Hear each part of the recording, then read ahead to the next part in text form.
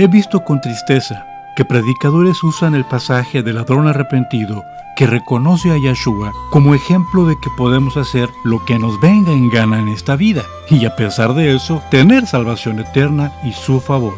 Hoy te voy a explicar la verdad detrás de la salvación del ladrón en la cruz y te quedarás impactado, impactada. Yo soy Daniel Marzoa y esto es Reflexiones sin Fronteras.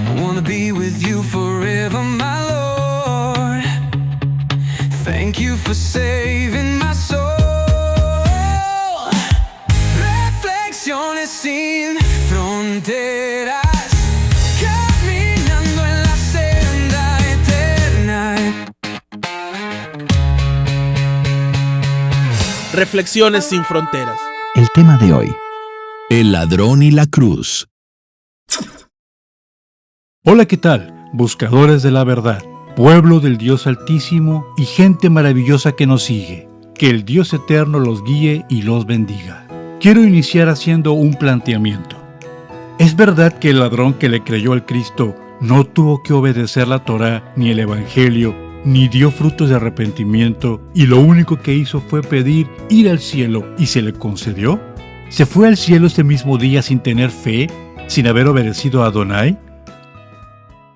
Bueno, lo primero que voy a decir es que no importa cuántos líderes famosos, pastores de mega iglesias, evangelistas, profetas o siervos de Dios en general apoyen una idea. Si la afirmación contradice el Evangelio o la Torá, yo no lo puedo aceptar y nadie debería aceptarlo. Tampoco me interesa que ustedes estén de acuerdo conmigo, sino que ustedes entren en acuerdo con Adonai. Si no sabes quién es Yahweh, ni lo obedeces, si no tienes fe en Yeshua, ni lo reconoces como Señor, ni como Dios Todopoderoso, y si no naces de nuevo, es imposible que entres al reino de los cielos. Entonces, ¿cómo lo logró el ladrón crucificado?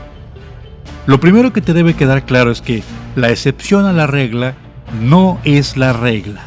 Sí, ni Enoc ni Elías murieron, y ambos fueron llevados en un torbellino al cielo. Pero eso no significa que si tú le pides a Dios que no te deje morir y que te lleve en un torbellino al cielo, vaya a suceder. Sí, es verdad que a Felipe lo teletransportó en un segundo el Espíritu Santo para predicarle a un eunuco etíope. Pero eso no significa que el Dios Todopoderoso te va a teletransportar cada vez que quieras predicar como si fueras una especie de viajero en el tiempo. La excepción no es la regla. En una ocasión, un colega profesor me dijo en tono de burla: yo te creo lo que me digas de la Biblia si caminas sobre el agua o atraviesas esta pared. Tu Dios es todopoderoso, ¿no? Así que dile que te haga hacer un milagro. A ver, convéncenos. Hay personas que buscan que las convenzamos. No, a mí no me interesa convencerte de nada. Mi trabajo es exponerte la verdad, de acuerdo con la palabra de Dios, en la mejor traducción posible, en la más cercana a la original, y que tú puedas conocer su palabra y su voluntad de una forma clara y precisa. Miles de personas estudian actuación, pero dime, ¿cuántos van a terminar ganando la fama y el dinero de Brad Pitt o de Meryl Streep? Casi ninguno o ninguno, porque la excepción no es la regla, ni en lo espiritual ni en lo secular. El caso de ese ladrón es único en la historia de la humanidad. Demostró por sus palabras que ya seguía al Señor Yeshua, que ya había escuchado su mensaje y que por supuesto ya estaba en acuerdo con la palabra del Dios Eterno. Si el ladrón reconoció y defendió a Yeshua y creía que él era el Hijo del Dios Todopoderoso, significa que ya se había arrepentido y que había hecho una decisión en su corazón: hacer lo correcto. Desafortunadamente, ya había generado también consecuencias terribles para sí, y la ley de Roma lo tenía condenado a muerte. Adonai nos perdona y nos da vida eterna, pero las consecuencias de lo que hacemos en esta tierra las tenemos que pagar, y muchas veces nos cuestan la salud y la vida. Hay raras ocasiones, es verdad, en las que el Abacadosh hace milagros sobrenaturales respecto a las consecuencias, pero eso ocurre cuando tiene una misión muy específica para esas personas. No por el hecho de que tú vengas al Cristo, desaparecen tus deudas económicas, como dicen muchos falsos predicadores del Evangelio de la Prosperidad. Los daños que tú le hiciste a tu cuerpo, o los problemas del trabajo, familiares, económicos, etc., no desaparecen porque tú aceptes a Yeshua. La bendición es para ti. Tú tienes que llevar esa bendición con tu testimonio. No es algo mágico. Y eso tiene un precio. Y es un proceso. Este es el verdadero evangelio. El Cristo no clavó en la cruz del Calvario ni la Torá, ni nuestras deudas económicas, ni los problemas que por insensatos nos buscamos. Lo que se clavó en la cruz fue el acta de los decretos que nos mandaba al infierno. Por lo tanto, al obedecer al Señor Yeshua, al Cristo, y aceptarlo en nuestras vidas, las deudas que desaparecen y que son lanzadas al fondo del mar son las espirituales, las que nos condenaban ante Él, las que le provocaban muerte eterna a la humanidad.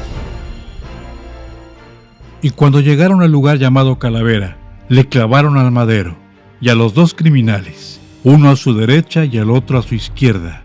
Y Yeshua dijo: Padre, concédeles Selijá, porque no tienen la menor idea de lo que están haciendo. Y repartiendo las ropas de Yeshua, echaron suertes. Y el pueblo reunido allí estaba observando, y los jueces que habían sido tomados como líderes entre todo el pueblo se burlaban diciendo: salvó a otros, sálvese a sí mismo. Si es el Mashiach del Eterno, el escogido. Y también se burlaban de él los soldados, acercándose y ofreciéndole vinagre y diciendo: si tú eres el rey de los Yehudim, sálvate a ti mismo. Y habían puesto una inscripción sobre su cabeza que decía: este es el rey de los Yehudim. Y uno de los criminales que fueron también colgados le injuriaba diciendo: ¿no eres tú el Mashiach? Sálvate a ti mismo y a nosotros. Pero el otro le reprendió diciendo: ¿ni aún tienes temor del cielo, estando sufriendo la misma sentencia? Pues nosotros a la verdad padecemos lo que merecen las cosas horribles que hicimos, pero nada malo hizo. Y decía: Yeshua, acuérdate de mí cuando vayas a recibir tu reino. Y le dijo Yeshua: de cierto te digo hoy, que estarás conmigo en el Gad Edem. Era ya como el mediodía, y aparecieron densas tinieblas sobre toda la tierra hasta la hora 9. El sol se oscureció, y el velo del templo se desgarró por la mitad. Lucas 23, del versículo 33 al 45, Código Real Hebraico CDG. De cierto te digo hoy, que estarás conmigo en el Gad Edem. ¿Qué es el Gad Edem? Se ha traducido erróneamente como el paraíso, pero esto nos lleva a una confusión, porque el Gad Edem se traduce literalmente como el Gran Edén. Y de acuerdo a las palabras del ladrón, esta porción de la escritura alude al reino milenial. Después de que la tierra sea enjuiciada y destruida en la batalla de Armagedón, será reconstruida, cielo nuevo y tierra nueva. Se establecerán las condiciones que habían en el Edén inicial con Adán y Eva, con la diferencia de que todos los santos que partimos en el arrebatamiento y que morimos previamente, gobernaremos junto con Yeshua, y además existirá un nuevo templo. La tierra será restaurada al diseño original y perfecto. Todo estará en armonía. Esto es el Gam Edem, o el Gran Edem, el reino de Yeshua. A ese reino es el que se refería el ladrón, no al cielo o al reino de los cielos. Por eso es que Yeshua le dice: en verdad te digo hoy, que estarás conmigo en el Gran Edem. El ladrón se arrepintió de su mal camino y se apartó, aunque ya era demasiado tarde para él, pues lo encarcelaron por sus delitos. Reconoció sus pecados, dio frutos de arrepentimiento y de que tenía fe en el Cristo al declarar públicamente que Yeshua era el Señor y que era santo. Por lo tanto, sí aceptó a Yeshua como Señor, cumpliendo así con todos los requisitos para ingresar al reino de Dios, al reino de los cielos. Él partió de este mundo reconciliado con su Creador. En el griego koiné no se colocan puntos ni comas. Es por eso que, al traducir el Brit Hadashah o pacto renovado, se cometió el error en la mayoría de las traducciones de colocar en este pasaje: de cierto te digo que hoy estarás conmigo en el paraíso. El paraíso es el reino milenial, y ese se va a construir una vez que esta tierra sea destruida. Por lo tanto, en este momento no hay paraíso. Yeshua no iba al paraíso, ni tampoco al cielo, porque la Escritura dice que una vez que murió, Él bajó al Sheol, es decir, al lugar de los muertos, y le predicó a las almas de los que estaban condenados en el lugar de tormento, porque el Sheol tiene dos divisiones: lugar de tormento y seno de Abraham hasta ese momento. Entonces Yeshua va al lugar de tormento a predicarle a las personas para que supieran por qué habían sido condenadas, por qué estaban allí. Se les manifiesta. Igualmente lo hace a las almas que estaban en el seno de Abraham, entre las cuales también estaba el ladrón arrepentido.